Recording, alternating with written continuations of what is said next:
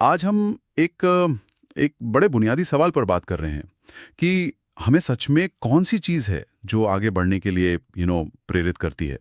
क्या ये पैसा है, नाम है, शोहरत, या फिर प्रेरणा का असली सोर्स वो कहीं ज़्यादा गहरा है, हमारे अंदर, हमारी अपनी सिचुएशन में, हालात में छिपा हुआ है। हाँ, और इसी पर बात करने के लिए हमारे पास एक मजेदार सोर्स है। हाँ, हमारे पास दीपक दाहिया के एक काफ़ी पॉपुलर हिंदी यूट्यूब वीडियो का ट्रांसक्रिप्ट है और इसमें ना मोटिवेशन को लेकर एक अलग ही टेक है, मतलब जो आमतौर पर सुनते हैं उससे हटके। बिल्कुल। तो आज कोशिश यही रहेगी कि इसके जो मेन आइडियाज़ हैं उनको समझें, खासतौर पर ये वाला विचार कि भाई हमारे जो हालात हैं, हमारे जो स्ट्रगल्स हैं, वही हमारी सबसे बड़ी ताकत, हमारी सबसे बड़ी प्रेरणा बन सकते हैं। हाँ, ये आइडिया ही अपने आप में काफी दिलचस्प है, क्योंकि ये उस आम सोच को चैलेंज करता है कि बड़ी गाड़ी, बड़ा घर या बैंक बैलेंस ही मोटिवेशन है। सही कहा। ये सोर्स कहता है कि नहीं, असली आग जो तिखती है वो अंदर से जलती है, और अक्सर वो आग किसी कमी से, किसी जरूरत से, मुश्किल हालात से ही पैदा होती है।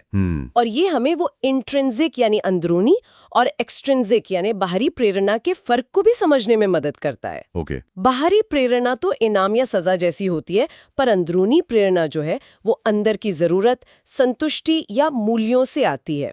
तो ये सोर्स कह रहा है कि जब मोटिवेशन हमारी बेसिक जरूरतों से जुड़ा हो ना, तो वो लालच से ज्यादा मजबूत होता है, ज्यादा टिकाऊ होता है। सही। और वीडियो तो सीधा यही पूछता है, दुनिया का सबसे बड़ा मोटिवेशन क्या है? पैसा, नाम, ब्रेकअप, और फिर जोर देकर कहता है इनमें से कुछ भी नहीं। तो फिर है क्या? वो कौन सी एक चीज है जिसे ये स्रोत सबसे ऊपर रख रहा है? देखिए, इसका जो सेंट्रल आर्गुमेंट है वो बिल्कुल साफ है। सबसे पावरफुल और टिकाऊ प्रेरणा है आपके हालात। आपके हालात? हाँ, आपकी जो अभी की सिचुएशन है, आपके परिवार की स्थिति, आर्थिक हो या सामाजिक, आपकी ज़रूरतें। ये इस आइडिया पर बेस्ड है कि किसी चीज़ की कमी महसूस करना, उसका ना होना, हमें उसे पाने के लिए ज़्यादा मजबूती से धकेलता है, बजाय इसके कि हमारे पास कुछ हो और हम और ज़्यादा चाहें। मतलब ज़रूरत का जो धक्का है वो लालच के खिंचाव से ज़्यादा ताकतवर होता है। ये बात तो है। जैसा कि स्रोत में वो लाइन है, बहुत सीधी और असरदार, पैसों का लालच आपसे वो नहीं करवा सकता जो पैसों की कमी आपसे करवा सकती है। बिल्कुल। ये सोचने पर मजबूर करती है ना। मतलब जब एकदम बेसिक जरूरत का सवाल हो तो इंसान जो कर गुजरता है वो शायद सिर्फ शौक के लिए या और अमीर बनने के लिए ना करे। हाँ, ये वो सर्वाइवल वाली बात हो जाती है। लालच एक इच्छा है, एक वांट है, पर कमी जो है वो एक जरूरत, एक नीड बन जाती है। सही। और जरूरतें हमसे काम करवाती हैं, आराम छुड़वाती हैं। ये प्रेरणा ज्यादा रॉ है, ज्यादा बेसिक लेवल की है। स्रोत इस बात को और क्लियर करने के लिए कुछ ऐसे उदाहरण भी देता है जिनसे शायद काफी लोग रिलेट कर पाएंगे। हाँ, बिल्कुल। जैसे मन है कि कुछ खरीदें पर जेब खाली है तो इच्छा दबानी पड़ती है, या दोस्तों के साथ कुछ खाने का मन है पर पैसे गिनकर पीछे हटना पड़ता है। और आजकल तो सोशल मीडिया पर दूसरों की चमचमाती लाइफ देखकर अपनी कमी और ज्यादा चुभती है। कहीं जाना है, गाड़ी नहीं, या है तो पेट्रोल के पैसे नहीं। ये छोटी छोटी लगती हैं, पर रोज की ये चुभन मिलकर एक बेचैनी सी बना देती है। हाँ, ये उदाहरण उस गैप को दिखाते हैं जो हमारी इच्छाओं और हकीकत के बीच होता है। और ये सिर्फ चीजों की कमी नहीं है, ये बताता है कि पैसों की तंगी कैसे हमारी रोज की खुशियों को, हमारे फैसलों को, हमारे सुकून को छीन लेती है। हाँ। स्रोत में एक जगह है ना, रात को चैन से सो नहीं सकते, रोज टेंशन होता है कि मेरा क्या होगा। ये सिर्फ इकोनॉमिक प्रेशर नहीं है, ये मेंटल बोझ है। हाँ बिल्कुल। और यही बोझ, यही टेंशन अगर सही दिशा में मोड़ दिया जाए तो इस स्थिति से बाहर निकलने की जबरदस्त प्रेरणा बन सकता है। वो अब बस बहुत हुआ वाली फीलिंग दे सकता है। तो ये सिर्फ चीजों पाने की इच्छा नहीं, बल्कि उस लगातार की टेंशन और स्ट्रेस से आजादी पाने की भी प्रेरणा है। और इसमें सिर्फ अपनी जरूरतें ही नहीं, परिवार वाला एंगल भी जुड़ जाता है। हाँ, वो भी है। स्रोत में पेरेंट्स के स्ट्रगल का जिक्र है, कैसे वो कम पैसों में खून पसीना बहाकर काम कर रहे हैं। ये देखना कि अपने लोग कितनी मुश्किल में हैं, ये भी तो एक बहुत बड़ी वजह बन सकता है ना खुद को बदलने की। निश्चित रूप से ये मोटिवेशन के इमोशनल दायरे को और गहरा कर देता है। जब आप अपने माँ बाप या परिवार को स्ट्रगल करते देखते हैं तो ये सिर्फ अपनी जरूरत नहीं रहती, ये एक जिम्मेदारी का एहसास बन जाता है। हाँ। आप उनके लिए कुछ करना चाहते हैं, उनकी लाइफ आसान बनाना चाहते हैं। ये एक बहुत बहुत पावरफुल मोटिवेटिंग फोर्स है। और इसी से जुड़ा है सम्मान, इज्जत का पहलू। स्रोत बात करता है किसी पार्टी या फंक्शन में जाने की और वहां ये महसूस करना कि शायद आपके कपड़े दूसरों जितने अच्छे नहीं, या आपकी हैसियत कम है। दूसरों को इज्जत मिलते देखना और अपने लिए भी वही चाहना। जैसा स्रोत कहता है, सिर्फ आप ही के कपड़े वहां पर सबसे बुरे हैं, आप ही वहां पर सबसे बुरे दिख रहे हो। ये फीलिंग कितनी तकलीफ दे सकती है, लेकिन क्या यही तकलीफ बदलाव की चिंगारी नहीं बन सकती? बिल्कुल। यहाँ दो शक्तिशाली भावनाएं टकराती हैं। एक तरफ परिवार की जिम्मेदारी और दूसरी तरफ पर्सनल डिग्निटी, समाज में अपनी जगह बनाने की इच्छा। सही। स्रोत का तर्क यही है कि सामाजिक रूप से कमतर महसूस करना या निग्लेक्टेड फील करना या ये सोचना कि मैं काफी नहीं हूं, फीलिंग इनएडिक्वेट, ये अंदर एक आग जला सकता है। जैसा कहा गया है, अंदर से आग लगेगी ना कि मुझे बदलना है अपने हालातों को। ये सेल्फ रिस्पेक्ट वापस पाने की, खुद को प्रूव करने की लड़ाई बन जाती है। ये मोटिवेशन सिर्फ कुछ पाने के लिए नहीं रहता, बल्कि कुछ बनने के लिए हो जाता है। यहाँ तक तो बात समझ में आती है कि मुश्किल हालात और इज्जत की इच्छा हमें मोटिवेट कर सकती है, लेकिन स्रोत एक कदम और आगे जाता है और एक थोड़ी कह सकते हैं हार्ड हिटिंग स्ट्रैटेजी सुझाता है। हाँ। वो कहता है कि अगर कोई आपको नीचा दिखाए, आपकी औकात याद दिलाए, मजाक उड़ाए या इग्नोर करे, तो उस बेइज्जती और गुस्से को वेस्ट मत जाने दो, उसे अपनी ताकत बना लो। ओके। स्रोत कहता है उस वक्त जो गुस्सा आता है ना, उस गुस्से को, उस एनर्जी को अपनी जिंदगी बदलने में यूज करो। ये थोड़ा अजीब नहीं लगता कि नेगेटिव फीलिंग्स को फ्यूल की तरह यूज करो? अजीब लग सकता है, पर साइकोलॉजिकली ये एक जानी पहचानी चीज है। इसे कभी कभी सब्लिमेशन का एक रूप मान सकते हैं, जहां आप अपनी तेज नेगेटिव भावनाओं को किसी पॉजिटिव या प्रोडक्टिव लक्ष्य की तरफ मोड़ देते हैं। अच्छा। अपमान, गुस्सा, जलन, ये बहुत पावरफुल इमोशंस हैं। अगर अंदर दबाए जाएं तो नुकसान करते हैं, लेकिन स्रोत का सुझाव है कि इस एनर्जी को चैनलाइज करो, इसे बदलाव लाने के लिए इस्तेमाल करो। ये आसान नहीं है, इसके लिए सेल्फ कंट्रोल और फोकस चाहिए, लेकिन अगर कोई ये कर पाता है तो अपमान से मिली चोट सक्सेस पाने के एक अटूट इरादे में बदल सकती है। ये मोटिवेशन बहुत इंटेंस हो सकता है, क्योंकि ये सीधे आपके सेल्फ रिस्पेक्ट पर हुए अटैक से जुड़ा है। तो मतलब किसी की कड़वी बात को दिल पे लगा के बैठने के बजाय उसे अपनी तरक्की की सीढ़ी बना लेना, ये एक इंटरेस्टिंग पर्सपेक्टिव है। हाँ। अच्छा, इसी से जुड़ा एक और विचार है जो थोड़ा पैराडॉक्सिकल लगता है, विरोधाभासी। स्रोत कहता है बहुत लकी इंसान हो अगर तुम्हारे पास कुछ नहीं है तो। हाँ, ये सुनने में बिल्कुल उल्टा लगता है ना? हाँ। जिसके पास कुछ नहीं है वो लकी कैसे हुआ? हाँ, ये विरोधाभासी है, पर इसके पीछे एक लॉजिक है। पहला तो ये कि जब आपके पास खोने को कुछ नहीं होता, तो आपके पास पाने के लिए पूरी दुनिया होती है। सब पाने के लिए? अच्छा, आप शायद बड़े रिस्क लेने से उतना नहीं डरेंगे जितना वो डरेगा जिसके पास पहले से बहुत कुछ है और उसे खोने का डर है। सही बात है। दूसरा, साइकोलॉजिकली ऐसी सिचुएशन में शायद फोकस ज्यादा क्लियर होता है, ध्यान भटकने की चीजें कम होती हैं, लक्ष्य साफ है, अपनी स्थिति बदलनी है।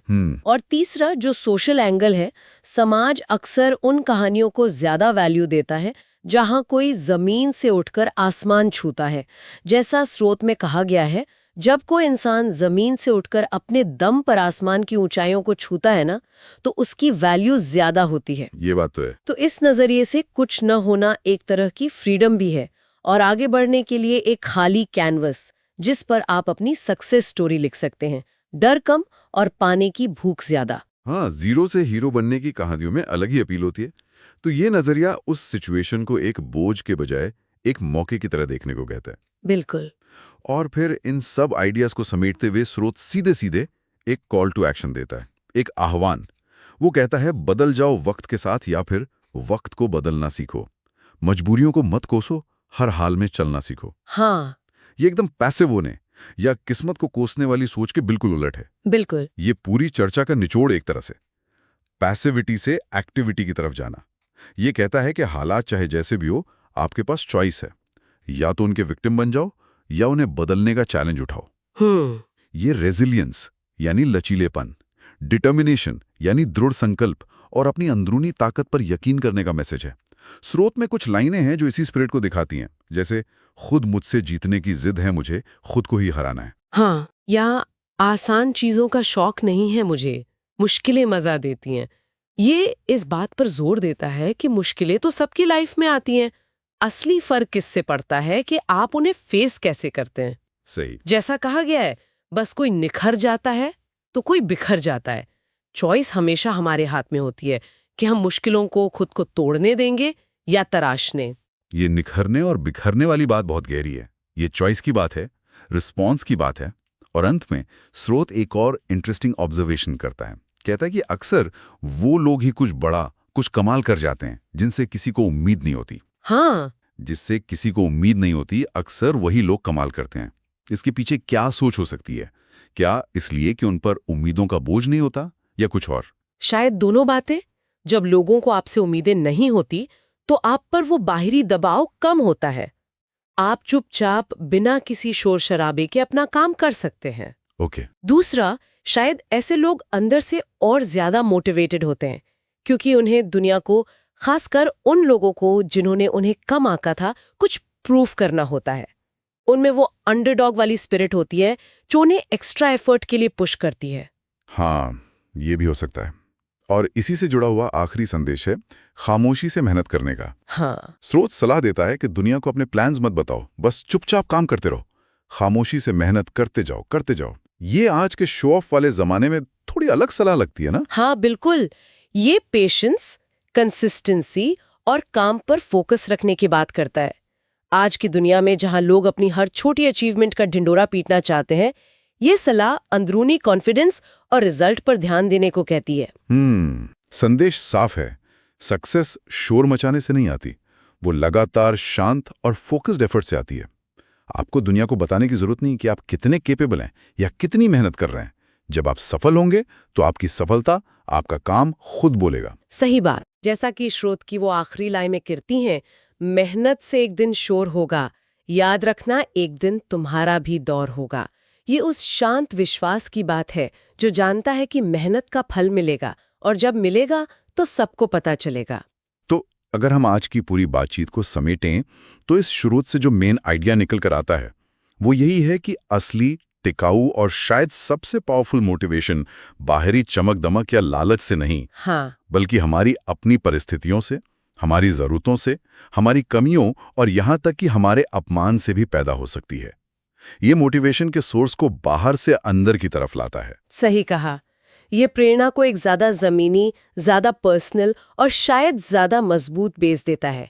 ये हमें याद दिलाता है कि लाइफ के जो मुश्किल फेज होते हैं, जिन्हें हम अक्सर सिर्फ नेगेटिव तरीके से देखते हैं, असल में वो हमारे डेवलपमेंट, हमारे ट्रांसफॉर्मेशन और एक्स्ट्रा ऑर्डिनरी सक्सेस हासिल करने के लिए सबसे शक्तिशाली कैटलिस्ट यानी उत्प्रेरक भी साबित हो सकते हैं। ये मुश्किलों को देखने का एक अलग नजरिया है, उन्हें रुकावटों के बजाय फ्यूल के रूप में देखना। ये वाकई एक बहुत पावरफुल नजरिया है।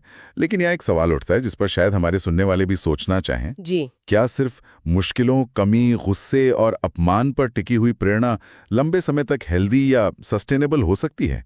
कहीं ऐसा तो नहीं कि लगातार नेगेटिविटी को फ्यूल बनाने से हम अंदर से कड़वे या बर्नआउट हो जाएं? ये एक बहुत बहुत वैलिड सवाल है और जरूरी भी। देखिए, नेगेटिव एक्सपीरियंस एक शक्तिशाली शुरुआती चिंगारी दे सकते हैं, इसमें कोई शक नहीं। लेकिन लंबे समय तक सिर्फ इन्हीं पर डिपेंड करना शायद इमोशनली बहुत थकाने वाला और अनबैलेंस्ड हो सकता है। शायद असली बैलेंस तब बनता है जब वो शुरुआती प्रेरणा, चाहे वो नेगेटिव एक्सपीरियंस ही क्यों ना आई हो, धीरे धीरे पॉजिटिव मोटिवेटर्स में बदल जाए। जैसे अपने काम से प्यार होना, कुछ नया सीखने की इच्छा या दूसरों की मदद करने का जज्बा। मतलब ड्राइव तो वही रहे पर उसका सोर्स धीरे धीरे बदल जाए। हाँ, शायद प्रेरणा का सबसे मजबूत रूप वो है जो जरूरत की आग से शुरू होकर फिर जुनून और पर्पस की एक सस्टेन्ड लॉ में बदल जाए।